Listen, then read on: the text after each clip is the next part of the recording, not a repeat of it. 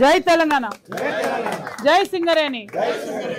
వేదిక మీద ఉన్న గౌరవనీయులు హెచ్ఎంఎస్ అధ్యక్షులు రియాజ్ అన్న గారికి, అదేవిధంగా ఇక్కడ స్థానిక నాయకుడు తమ్ముడు తెలంగాణ జాగృతి సాగర్ గారికి, పవన్ నాయక్ గారికి, సుందర్ గారికి, వీరన్న గారికి, అట్లానే హెచ్ఎంఎస్కి సంబంధించి అన్న వైస్ ప్రెసిడెంట్ గారు ఆంజనేయులు గారికి, శ్రీలత మనుగూరు వైస్ ప్రెసిడెంట్ శ్రీలత గారికి, ఆసిఫ్ గారికి, శ్రీనివాస్ గారికి, జాగృతి నుండి అస్గర్ ఖాన్ గారికి, అదేవిధంగా ఏ సంఘానికి సంబంధం లేకుండా సింగరేణిలో మరి మీరు కష్టపడుతూ మొత్తం యావత్ తెలంగాణ సమాజానికి వెలుగులిస్తున్నటువంటి సింగరేణి గని కార్మికులందరికీ పేరు పేరున హృదయపూర్వకంగా నా నమస్కారాలు తెలియజేస్తా ఉన్నాను.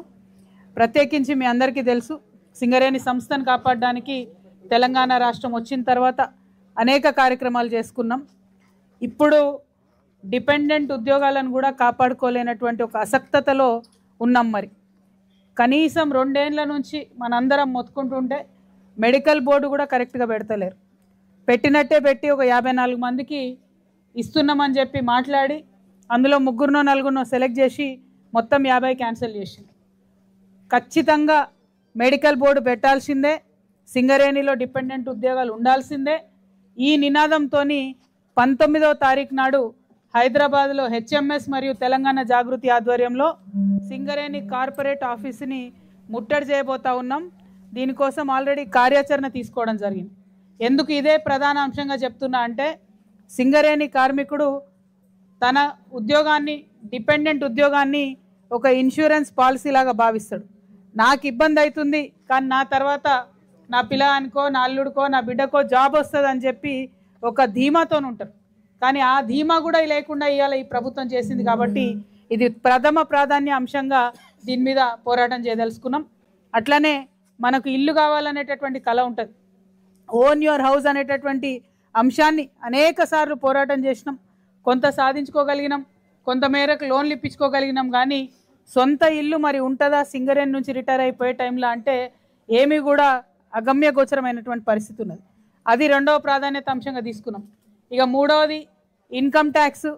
ఎన్నోసార్లు నేను ఎంపీగా ఉన్నప్పుడు పార్లమెంట్లో కూడా అడగడం జరిగింది. సింగరేణి గని కార్మికులకు స్లాబ్తో సంబంధం లేకుండా అసలు ఇన్కమ్ ట్యాక్స్ రద్దు చేయండి అని కేంద్ర ప్రభుత్వాన్ని పదే అడిగినాం. వాళ్ళు ఏనాడు పట్టించుకోలేదు. ఇప్పుడున్నటువంటి ప్రభుత్వాలు మరి దాని మీద శ్రద్ధ చూపడం లేదు.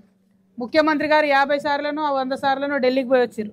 ఒక్కనాడు కూడా మన సింగరేణి కార్మికులకు సంబంధించిన అంశాన్ని ఢిల్లీలో ఆయన మోడీతో మాట్లాడినటువంటి విషయం మాత్రం మనం ఎప్పుడు చూడలేదు.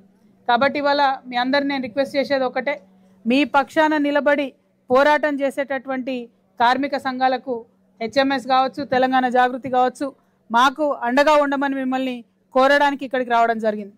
పెద్దలు కేసీఆర్ గారు అనేక మార్పులు తీసుకొచ్చిండ్రు.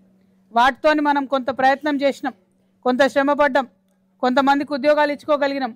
కానీ అది కంటిన్యూ కావాలంటే ఇవాళ తెలంగాణ బొగ్గు గని కార్మిక సంఘం మరి ఇంటర్నల్గా వాళ్ళు కొట్లాడుకోవడం సరిపోతుంది. కానీ కార్మికుల గురించి అడగనటువంటి పరిస్థితి కనబడతా ఉన్నది. మరి ఇవాళ టీబీజీ కేసు అడుగుతలేదు, ఎవరు అడగాలి? హెచ్ఎంఎస్ అడుగుతున్నది, తెలంగాణ జాగృతి అడుగుతున్నది. కాబట్టి కార్మికులను మాకు అండగా నిలబడమని చెప్పి మేము రిక్వెస్ట్ చేస్తూ ఉన్నాం. అదేవిధంగా కొత్త బొగ్గు బ్లాకులు మరి సింగరేణికి అలాట్ చేయాలని చెప్పి అనేక సార్లు కోరినాం. కానీ కేంద్రం మొత్తం తెలంగాణలో ఉన్న బొగ్గు బ్లాకులను కూడా జాతీయ స్థాయిలో లిస్టులో పెట్టి మీరు కూడా వేలం పాటలో పాల్గొనండి అని చెప్పి చెప్తా ఉన్నారు. వస్తే వస్తుంది, లేకపోతే లేదు సింగరేణికి అని చెప్తా ఉన్నారు. దానివల్ల నష్టం ఎవరికి జరుగుతుంది? తెలంగాణ బిడ్డలకు జరుగుతుంది. మన దగ్గర ఉన్న సింగరేణి, మన తల్లి గర్భంలో ఉన్న సింగరేణి, దీని మీద ఇంకొకరికి హక్కు ఇచ్చినట్టు అవుతుంది. ఎట్టి పరిస్థితుల్లో బొగ్గు బ్లాక్ వేలానికి ఒప్పుకునేదే లేదు. దానికోసం కూడా పోరాటం చేస్తామని ఈ సందర్భంగా తెలియజేస్తున్నాం. ఇట్లా అన్నిటికన్నా ఎక్కువ నేను ఒక తల్లిగా బాధపడేది ఏంటంటే, హాస్పిటల్కి పోదామంటే ఇంత డబ్బులు ఇచ్చే సింగరేణి, ప్రభుత్వాలను నడిపించేంత డబ్బులు ఇవాళ కాంగ్రెస్ ప్రభుత్వం సింగరేణికి బకాయి ఉన్నది ఎంత అంటే అక్షరాల 40,000 కోట్ల రూపాయలు ప్రభుత్వం సింగరేణికి బకాయి ఉన్నది. మరొక ప్రభుత్వాన్ని నడిపించగలిగే సంస్థ మనకు హాస్పిటల్కి పోదామంటే, మన తల్లిదండ్రులను హాస్పిటల్ తీసుకుపోదామంటే పేరుకైతే ఏరియా హాస్పిటల్ ఉన్నాయి, కానీ అక్కడికి పోయి చూపిద్దామంటే డాక్టర్ లేడు, డాక్టర్ ఉంటే ఎక్విప్మెంట్ లేదు, అటువంటి పరిస్థితి ఉన్నది. అందుకని మేము డిమాండ్ చేసినాం, హైదరాబాద్లో ఎట్లా అయితే ఆర్టీసీ వాళ్ళకు ఉన్నదో అట్లా ఒక పెద్ద Singareni multi speciality hospital, super speciality hospital సింగరేణికి సపరేట్గా ఉండాలని డిమాండ్ చేసినాం. ఇప్పుడు దానికి ల్యాండ్ అలొకేట్ అయింది, కన్స్ట్రక్షన్ మొదలు కావాల్సి ఉంది. దాంతోపాటు ప్రతి ఏరియా హాస్పిటల్ కూడా స్ట్రెంథెన్ చేయాలి, ఇక్కడ వైద్యం సరిగ్గా అందాలని కూడా డిమాండ్ చేస్తూ ఉన్నాం. మరి ఇవి రెండు అయ్యేంత వరకు కార్పొరేట్ హాస్పిటల్స్తో సింగరేణి యాజమాన్యం మాట్లాడాలి, ఎక్కడికి పోతే అక్కడ మంచిగా ట్రీట్మెంట్ అయ్యేటట్టు చూడాలి. యువమిత్రులు చాలామంది సింగరేణిలో కొత్తగా జాబ్లలో చేరిన వాళ్ళు ఉన్నారు, వాళ్ళందరూ కూడా చిన్న చిన్న పిల్లలు ఉన్నారు. వాళ్ళందరూ మమ్మల్ని డిమాండ్ చేసిండ్రు, అక్క మాకు ఏరియాలలో ఇదివరకు సింగరేణి స్కూల్స్ ఉండేటివి, ఇప్పుడు కూడా స్కూల్స్ పెట్టాలి అని అడిగిండ్రు. మరి ఎట్లా అయితే కేంద్రీయ విద్యాలయాలు పెడుతున్నారో అట్లా సింగరేణి వాళ్లకు ఏరియా వైజ్గా ఖచ్చితంగా స్కూల్స్ పెట్టాలని కూడా డిమాండ్ చేస్తున్నాం. ఇట్లాంటి అనేక అంశాలతోని జాగృతి హెచ్ఎంఎస్ కలిసి ముందుకు పోతా ఉంది. కాబట్టి కార్మికులు మద్దతు ఇవ్వాలని చెప్పి కోరుతూ, మరి అన్నిటికన్నా ముఖ్యంగా ఇవాళ మనం ఓపెన్ కాస్ట్ మైండ్ మీద ఉన్నాం. ఇక్కడ పర్మనెంట్ వాళ్ళ కన్నా అవుట్ సోర్సింగ్ వాళ్ళే ఎక్కువ ఉన్నారు. 1000 మంది పనిచేస్తే 250 మంది పర్మనెంట్ ఎంప్లాయీలు ఉంటే 750 మంది అవుట్ సోర్సింగ్ వాళ్ళే ఉన్నారు.